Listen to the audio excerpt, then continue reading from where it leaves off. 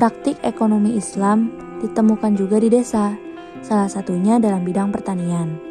Kerjasama di bidang pertanian dalam lingkup ekonomi Islam ada 3 macam, yakni musakoh, muzaroah, dan mukhobaroh. Istilah ini dalam masyarakat Indonesia dikenal dengan paruan sawah atau bagi hasil. Untuk lebih jelasnya, mari simak video ini sampai akhir.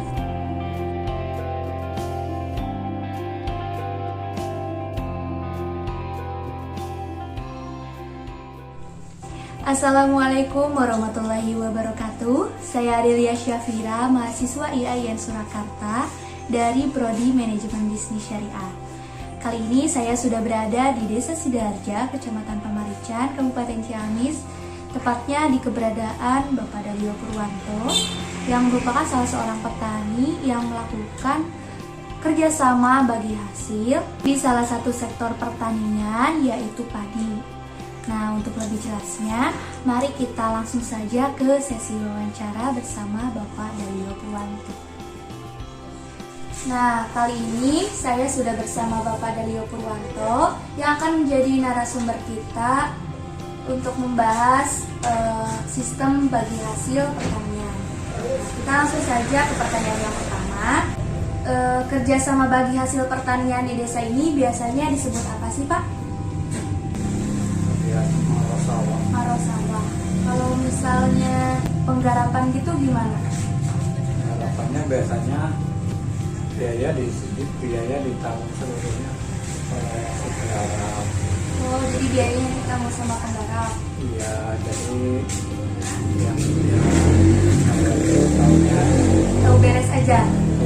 tahu beres gitu. Jadi seluruhnya ditanggung sama itu sama Penggarap. Nanti pembagiannya berapa persen? Pembagiannya setelah dikasih upah waktu manen itu istilahnya kalau di sini bawon lah. Kalau udah dikasih bawon itu baru hasil sisanya itu diparuh begitu lah. Itu berupa Gabah, ada yang kering, ada yang basah gitu. Kalau yang kering itu biasanya suka dikasih upah lagi, yang ini yang penggarapnya suka dikasih upah lagi. bagaimana sih alur perjanjian bagi hasil dilakukan? Jadi Kalau di sini perjanjiannya cuma ngomong-ngomong aja, nggak berarti pakai secara lisan gitu, nggak secara tertulis. lisan, ya. Kalau misalnya terjadi gagal panen ya, yang menanggung resikonya itu pemilik tanah, pemilik sawahnya apa penggarapnya? Nah itu dia. Jadi kalau sekiranya hasilnya cuma cukup buat modal, itu biasanya nggak dikasih, itu yang punya sawah nggak dikasih hasil gitu biasanya. Jadi yang punya sawahnya nggak kebagian? Yang nggak kebagian. Oh. Berarti kalau gitu yang nanggungnya yang pemilik sawahnya dong? Ya Nanggung resikonya. sebagian ya.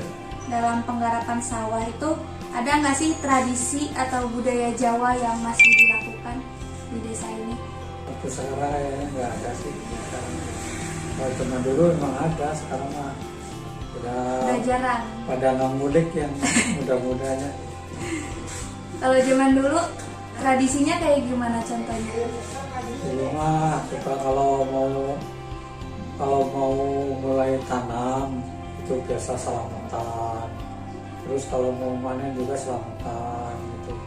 Bawa sesaji lah ke sawah. Terus ada nggak sih penentuan tanggal khusus gitu, tanggal Jawanya? Ya kalau dulu memang kalau dulu itu ada dulu mah. Pertanyaan selanjutnya, apakah Bapak mengetahui Undang-Undang Nomor 2 Tahun 1960 tentang perjanjian bagi hasil? Belum pernah tahu. Berarti jalannya ya udah Ya secara turun-temurun. Secara turun-temurun orang dulu kalau Marokan kayak gini kayak gitu. ikutan gitu. Ya cuma Ngikutin zaman aja ya. dulu aja. Berarti kerjasama dalam Islam juga kurang tahu ya. Kurang tahu. Terus pertanyaan yang terakhir, apa alasan Bapak sebagai penggarap dan alasan pemilik tanah melakukan kerjasama bagi hasil? Itu biasanya kalau yang sawahnya luas itu biasanya si yang punya tanah itu kadang-kadang udah kelelahan, udah capek ngurusnya, jadi dibagi hasil ke, atau karunya sama saudara kasih garapan, kasih ke, atau yang punyanya jauh kayak gitu, itu baru Kasihkan ke orang sini. dikasihkan orang sini bagi hasil. Ya udah Pak, pertanyaannya segitu aja. Terima kasih atas waktunya. Mohon maaf sudah mengganggu. Ya, sama-sama. Nah, jadi itulah wawancara kita kali ini mengenai sistem bagi hasil yang dilaksanakan petani Desa Sidoarjo.